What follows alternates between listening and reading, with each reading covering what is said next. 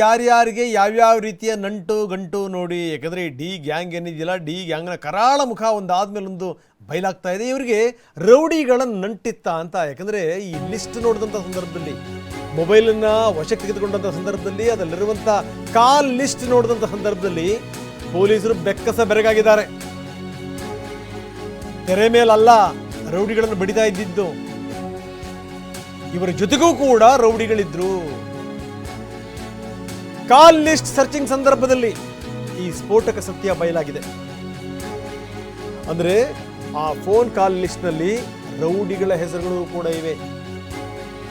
ರೌಡಿಗಳ ಜೊತೆಗೆ ದರ್ಶನ್ ಹೆಚ್ಚೆಚ್ಚು ಮಾತಾಡಿದ್ದಾರೆ. ದರ್ಶನ್ ಅವರ ಇನ್ನೊಂದು ಮುಖ ಈಗ ಬಯಲಾಗ್ತಾ ಇದೆ. ನೋಡಿ, ಇದು ಸಂಗತಿ. ಒಂದು ಸರಿ ಏನಾದರೂ ಗ್ರಹಚಾರ ಸುಮಾರಾಗಿ ಒಕ್ಕರ್ಸ್ಕೊಳ್ತು ಅಂತಂದ್ರೆ ಬೇರೆ ಬೇರೆ ಸಂಗತಿಗಳು ಕೂಡ ರಿವೀಲ್ ಆಗ್ತಾ ಹೋಗ್ತವೆ. ಅದಕ್ಕೆ ಬೆಸ್ಟ್ ಎಕ್ಸಾಂಪಲ್ ಇದು. ದರ್ಶನ್ ಬಗ್ಗೆ ಹಲವಾರು ವಿವರಗಳು ಈಗ ಹೊರಗಡೆ ಬರ್ತಾ ಇವೆ. ಅದರಲ್ಲಿ ಒಂದು, ರೌಡಿಗಳ ಜೊತೆ ಇವರಿಗಿರುವಂಥ ನಂಟು. ಇವರ ಕಾಲ್ ಲಿಸ್ಟ್ ನೋಡಿದಂಥ ಸಂದರ್ಭದಲ್ಲಿ ಯಾರ್ಯಾರ ಜೊತೆಗೆ ಹೆಚ್ಚೆಚ್ಚು ಮಾತಾಡಿದ್ದಾರೆ ಅಂತ ನೋಡಿದಂಥ ಸಂದರ್ಭದಲ್ಲಿ ಅತ್ಯಂತ ಹೆಚ್ಚು ಈ ರೌಡಿ ಲಿಸ್ಟ್ನಲ್ಲಿರುವಂಥವ್ರ ಹೆಸರುಗಳು, ಆ ಹೆಸರುಗಳೇ ಇವೆ.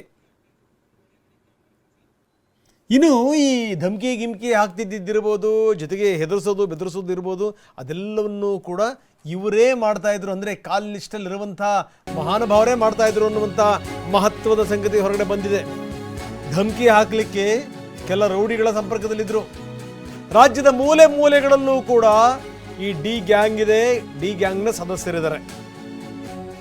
ಸಾಮಾಜಿಕ ಜಾಲತಾಣದಲ್ಲಿ ಯಾರಾದರೂ ಕಮೆಂಟ್ ಹಾಕಿದ್ರೆ ಅವ್ರಿಗೆ ಧಮಕಿ ಹಾಕೋದು, ಹುಷಾರಾಗಿರಿ ಅನ್ನೋದು. ಮೊನ್ನೆ ಅಹೋರಾತ್ರ ಅವ್ರದ್ದು ಎಕ್ಸಾಂಪಲ್ ಕೊಟ್ಟೆ. ಆ ಮನುಷ್ಯನಿಗೆ ಜೀವ ಭಯ ಅನ್ನೋದೇ ಇಲ್ಲ. ಇದ್ದಿದ್ದನ್ನು ಇದ್ದಿದ್ದಂಗೆ ಹೇಳುವಂಥ ವ್ಯಕ್ತಿ ಅಹೋರಾತ್ರ. ಅವ್ರು ಯಾರನ್ನೂ ಬಿಟ್ಟಿಲ್ಲ. ಅವರಿಗೆ ಇವ್ರ ಕಡೆಯವರು ಯಾವ್ಯಾವ ಪರಿ ಹೆದರಿಸ್ಬಿಟ್ರು ಅಂತಂತಂದರೆ ಅವ್ರ ಮನೆಯ ಹೆಣ್ಣುಮಕ್ಕಳನ್ನೂ ಬಿಡಲಿಲ್ಲ. ಈ ಫೇಸ್ಬುಕ್ ಅನ್ನುವಂಥದ್ದು ಇದೆಯಲ್ಲ, ಬರೀ ಈ ಹೆದರಿಕೆಯಿಂದ, ಬೆದರಿಕೆಯಿಂದ, ಧಮಕಿಗಳಿಂದ, ಬೈಗಳುಗಳಿಂದ, ಆರ್ಭಟಗಳಿಂದ ತುಂಬ ಹೋಯಿತು. ಆದರೂ ಅವ್ರೇನು ಬಿಡಲಿಲ್ಲ ಬಿಡಿ, ಡೋಂಟ್ ಕೇರ್. ಪ್ರಶ್ನೆ ಬೇರೆ ಅಲ್ಲ ಹೇಳೋದು, ಯಾರು ಎಷ್ಟು ಜನ ಈ ರೀತಿ ಅಹೋರಾತ್ರ ಅವ್ರ ಥರ ಎದುರಿಸಿ ನಿಲ್ತಾರೆ? ಸೊ ಅವರಂತೂ ಏನು ಗೊತ್ತಾ, ಮ್ಯಾಕ್ಸಿಮಮ್ ನಾನು ಏನು ಮಾಡ್ತೀರಿ ನೀವು, ಸಾಯಿಸ್ಬೋದು, ಅದಕ್ಕಿಂತ ಹೆಚ್ಚಿನ ಏನು ಮಾಡ್ತೀರಿ ಅಂತ ನಿಂತಿದ್ರು. ಒಂಥರ ವಿಚಿತ್ರ ಮನೋಭಾವನೆ ಅವ್ರದ್ದು. ಆದರೆ ಎಲ್ಲರೂ ಆ ರೀತಿ ಇರಬೇಕಲ್ಲ. ಯಾರಾದರೂ ಏನಾದರೂ ಹಾಕಿದ್ರು ಅಂತಂದರೆ ಈ ಫೇಸ್ಬುಕ್ಕಲ್ಲೋ ಅಥವಾ ವಾಟ್ಸಪ್ಪಲ್ಲೋ ಯಾವುದಾದ್ರು ಒಂದು ಬಂತು ಅಂತಂದರೆ ಧಮಕಿ ನಿಶ್ಚಿತ. ಜೊತೆಗೇನು ಅಂತಂದರೆ ಇಂಥವರು ರಾಜ್ಯದ ಮೂಲೆ ಮೂಲೆಗಳಲ್ಲಿದ್ದರೂ ಭಾಳ ಗಮನಿಸಬೇಕಾದಂಥ ಸಂಗತಿ ಅದು. ಯಾರೇನೇ ಹಾಕಿದ್ರೂ ಕೂಡ ಅವ್ರಿಗೆ ವಿಪರೀತವಾಗಿ ಹೆದರಿಸುವಂಥದ್ದು, ವಿಪರೀತವಾಗಿ ಬೆದರಿಸುವಂಥ ಕೆಲಸವನ್ನು ಕೂಡ ಇವ್ರ ಕಡೆಯವರು ಮಾಡ್ತಾಯಿದ್ರು. ಇದೆಲ್ಲದರ ಜೊತೆಗೆ ಈ ಸಾವಿರಾರು ಫ್ಯಾನ್ಸ್ಗಳು ಸೇರ್ತಾಯಿದ್ರು. ಅದರಲ್ಲಿ ಪ್ರಶ್ನೆ ಬೇರೆ. ಆದರೆ ಇದನ್ನು ಒಪ್ಪೋದಕ್ಕೆ ಕಷ್ಟ ಇದು. ಯಾಕಂದರೆ ಅಸಲಿ ಫ್ಯಾನ್ಸ್ ಅಲ್ಲ ಅಂತ ಹೇಳೋಕ್ಕಾಗಲ್ಲ. ಈ ದುಡ್ಡು ಕೊಟ್ಟು ಜನರನ್ನು ಸೇರಿಸ್ತಾ ಇತ್ತು ದರ್ಶನ್ ಗ್ಯಾಂಗ್ ಅನ್ನುವಂಥದ್ದು ಅಷ್ಟು ಸುಲಭವಾಗಿ ಒಪ್ಪಲಿಕ್ಕೆ ಸಾಧ್ಯ ಇಲ್ಲ ಅದು. ಯಾಕಂದರೆ ದರ್ಶನ್ಗೆ ವಿಪರೀತ ಪ್ರಮಾಣದಲ್ಲಿ ಅಭಿಮಾನಿಗಳಿದ್ದಾರೆ, ಅದರಲ್ಲಿ ಯಾವುದೇ ಡೌಟ್ ಇಲ್ಲ.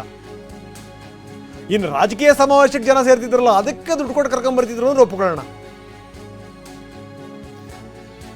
ಇವರ ಸಂಪರ್ಕದಲ್ಲಿದ್ದಂಥ ರೌಡಿ ಗ್ಯಾಂಗ್ನೇ ಜನರನ್ನು ಸೇರಿಸ್ತಾ ಇತ್ತು ಅನ್ನುವಂಥದ್ದು.